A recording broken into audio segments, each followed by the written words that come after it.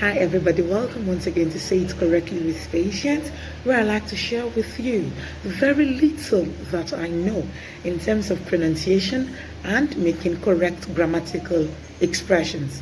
Now, what do I have for you today? Alright, I'll tell you.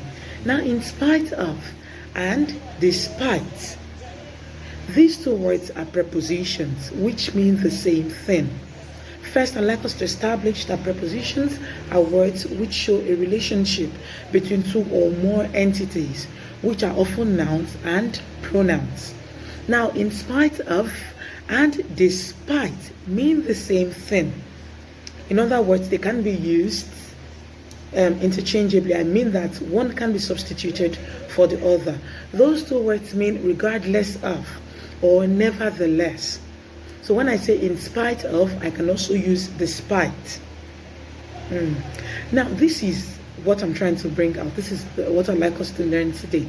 Now, in spite of is a compound preposition and is three words. In other words, we have the word in, there's the word spite, and there's the word of. I'd like us to note that these words are never used together. I mean, many times people spell it as INSPITE and then there's a space before of. That is wrong. It should be IN space, spite space, and of space. The spite, on the other hand, is not followed by the preposition of. As a matter of fact, it is not followed by any other preposition. It is used alone. It stands alone. So quickly, let's try to look at some sentence examples. In spite of all I put in, I did not get the offer.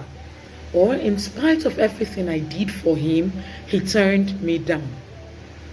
Remember I said that in spite of and despite mean the same thing. So let's change the in spite of in those sentences for despite. Despite all I put in, I did not get the offer.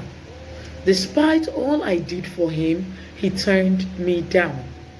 So it is wrong to say despite of. The correct thing to say is despite. And then as regards in spite of, it is in space spite space of. I hope you learned something. Bye for now.